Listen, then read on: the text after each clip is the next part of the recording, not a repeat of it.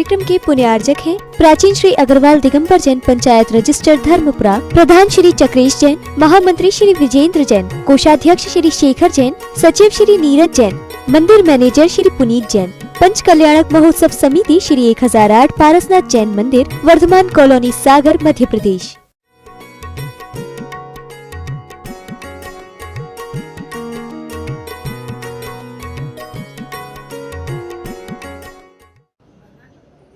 विचारों का साकार रूप में परिणत होना और विचारों का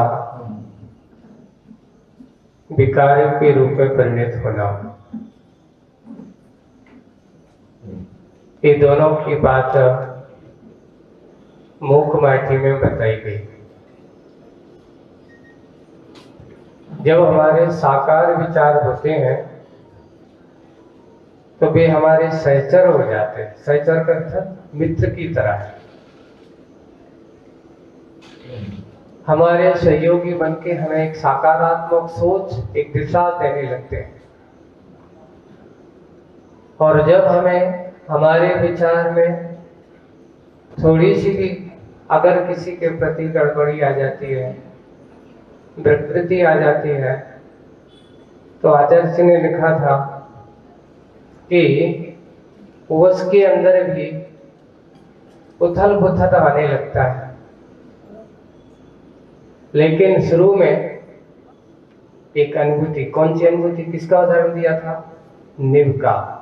खत जब था ना पुराना, लिखने वाला जब नए नए आता था और उससे लिखने तो पहले शुरुआत में कैसा खुरदरापन होता है, और जैसे जैसे वो घिसने लगता है तो फिर खुरदरापन दूर हो जाता है, सहजता आती चली जाती है, किसी प्रकार की कोई विपरीतता नहीं रहती।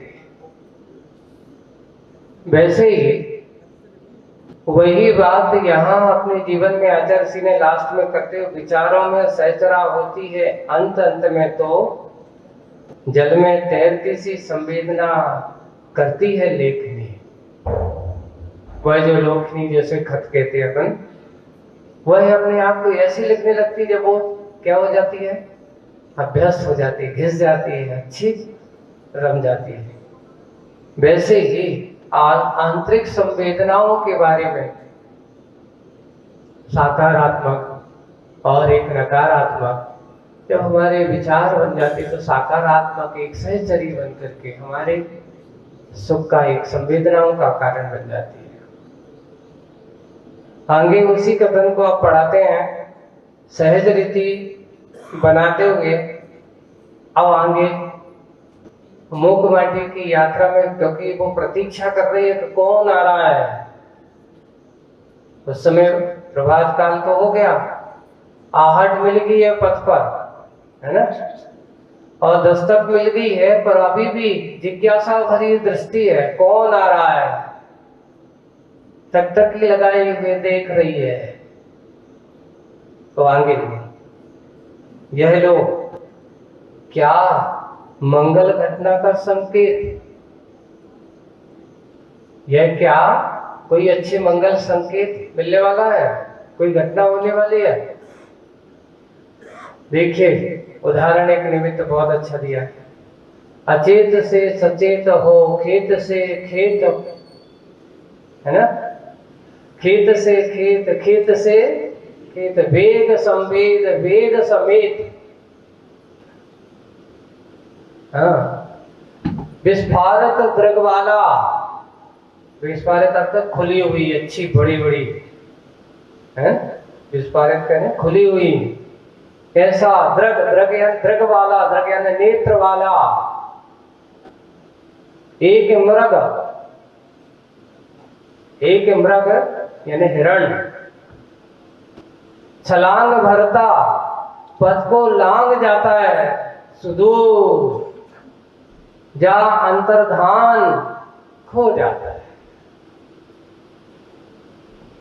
अब यानी जैसी वो आ रहा है संकेत, तो उनको एक शुभ संकेत उसको दिखाई दिया। क्या शुभ संकेत दिखाई दिया?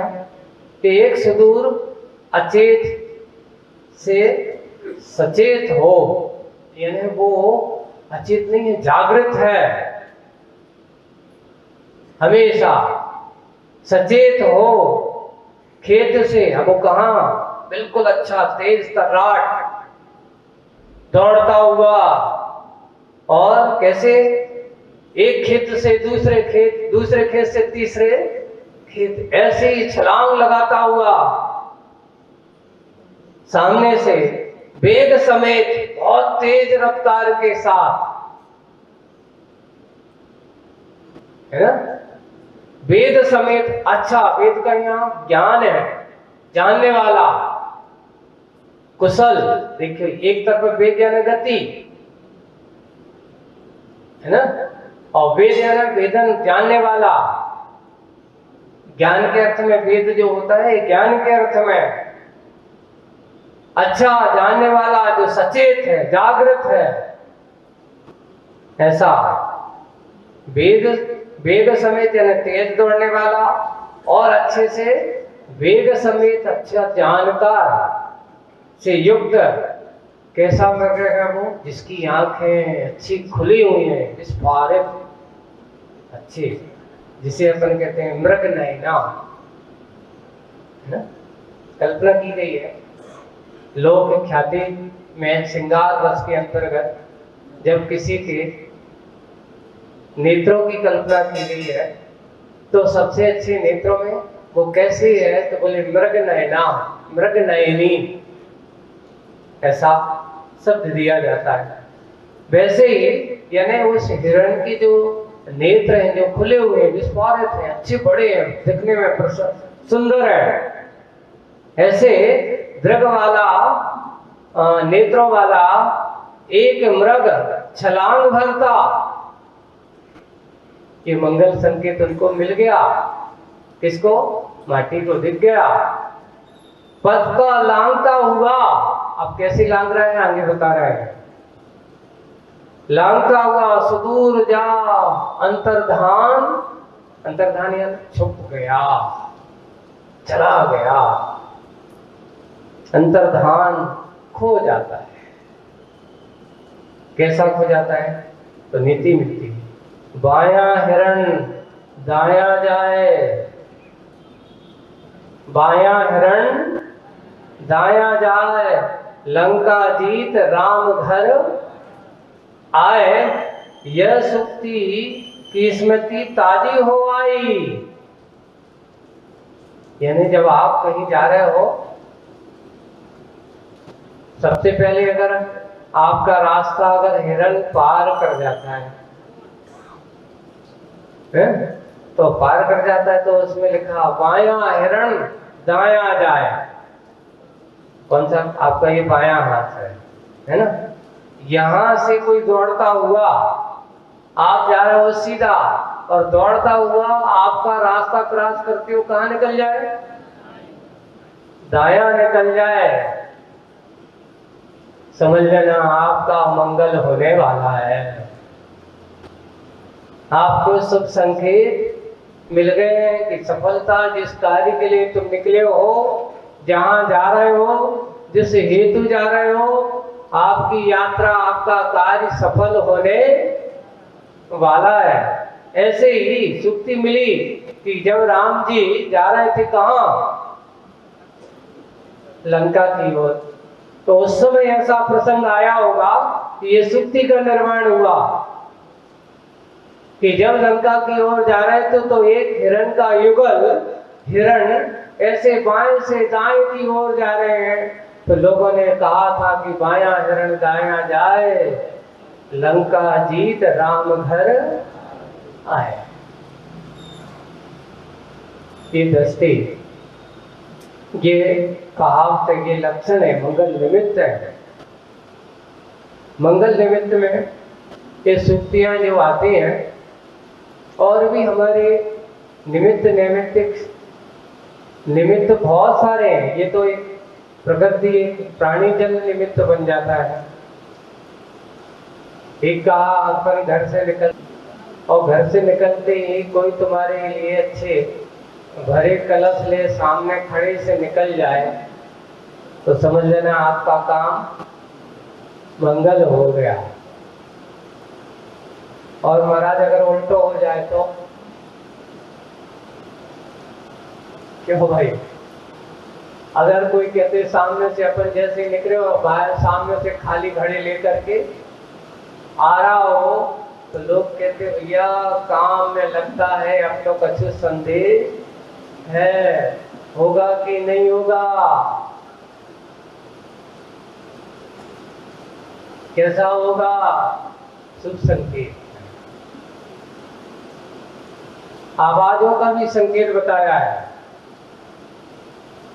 देखो कुछ लोग कहते हैं, उसमें भी लिखा है कि अगर तुम्हारे पृष्ठ भाग से या दाएं भाग से कोयल की आवाज आ रही हो, समझ लेना आपकी आवाज काम सफल होने वाला है ना?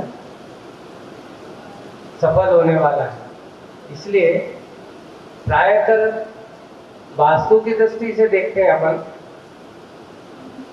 तो घरों के आगे कभी बड़े पेड़ नहीं लगाते थे। कोई भी अगर तुम्हारे पास भी हो, कभी ऐसा बनाते हो और सामने बड़े पेड़ हो तो वहां घर मत बनाना, घर के सामने एकदम तुम्हारे प्रांगण में। अगर पीछे हो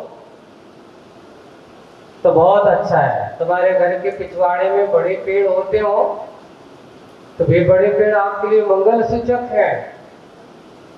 जैसे पेड़ का होगा, बरगद का होगा, आम का होगा, नीम के होंगे। ये क्यों हो सकता है? यहाँ से कभी कभार इनसे सबसे पहला है इनकी छाया आपके घर पर पड़े तो अच्छी है, लेकिन सामने से छाया पड़े तो वो अच्छी नहीं है। हाँ, तो ये है उत्तर भी में भी बड़े पेड़ हो सकते हैं। कभी तो ऐसा लगा है, अब लिया है तो सामने खड़ा है दरवाजे के सामने, तो ऐसा आ गया। वो सब देखना, तो देख करके उसका रीजन है कि पीछे अगर तुम रहेंगे हो सकता है कोई कोयल है, जो अच्छे पक्षी है, इनकी आवाज है, ये हमारी उनके रूम पर बैठेंगे तो बोलेंगे तो हमारे मंगल सूचक हो सकता है। ये निमित्त कारण बहुत सारे, इसका निमित्त बहुत है।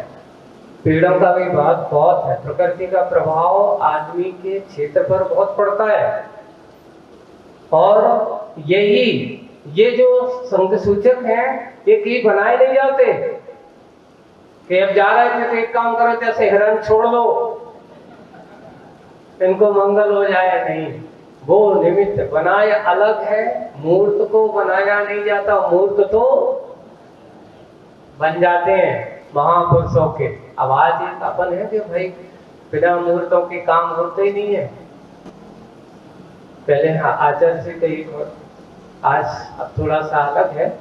पहले तो आचार्य जी कहते थे भैया जिस दिन अच्छा काम करने का विचार हो वही तुम्हारा मंगल है, वही तुम्हारा शुभ कार्य है।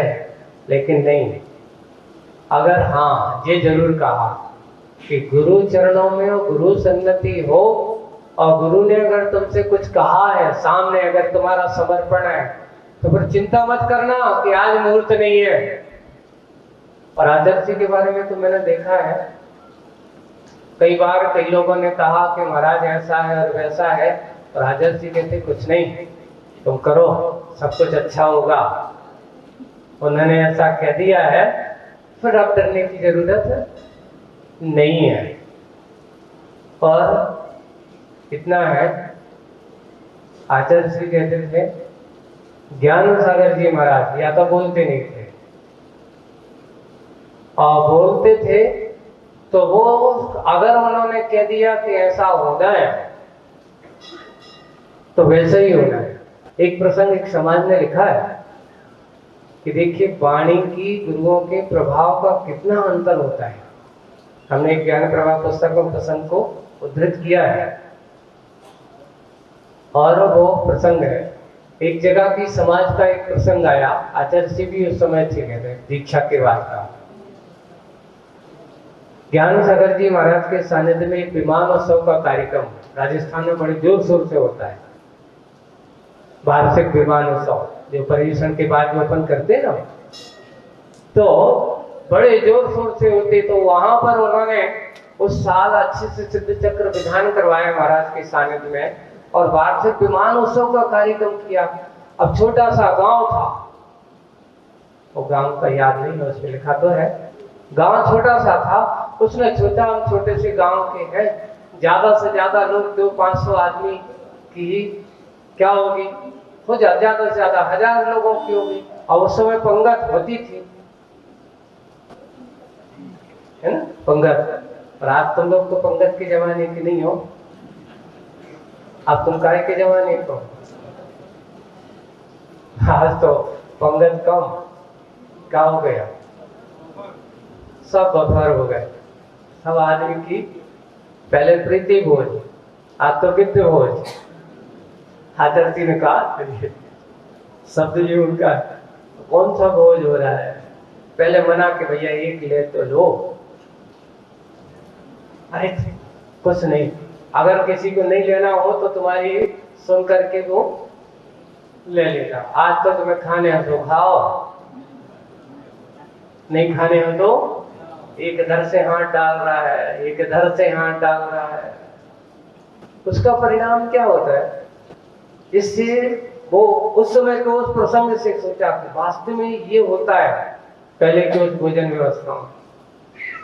ज्ञान सागर जी महाराज के पास गए और उन्होंने कहा, महाराज ये तो गजब हो गया, हमने तो इतना सोचा नहीं था, हमारी तो व्यवस्था ही नहीं है,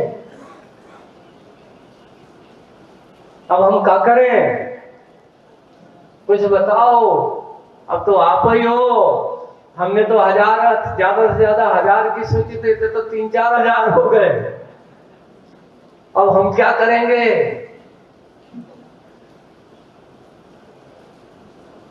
हमारे पास तो हमने सोचा नहीं है आपके साथ। गुरुजी कहते हैं, आचार्य सिंह ने सुनाया था ये और वो मिल भी गया प्रमाण। गुरुजी ने कहा कि घबराओ मत, देखो पहले कितने अच्छे नहीं हो, रसोई कहाँ है, बोले कि यहाँ पे है। अच्छा है, बोले कि एक व्यक्ति को वहां धोती दुपट्टा पहन करके खड़ा कर दो अकेला। एक उन्होंने दीपक कहा, वहां जाकर के भोजनशाला में एक दीपक जला दो। पहले रसोई तुम्हें मालूम हो क्रिया होगी, तुम्हारे यहाँ पहले शादी विवाह होती थी तो जहाँ रसोई घर बनाया जाता था, रसोई रखी जाती तो वहां एक कलश रखते थे, अभी भी रखते हैं। अच्छा है, दीपक रखते थे, अभी रखते हो, वहां नहीं रखते। ये उसका पूरा है कि एक उसका सम्मान, एक बहुमान माना जाता, वहां ऐसा किया जाता, वहां ऐसा करा और सबसे कहा एक सफेद कपड़ा ढांक दो।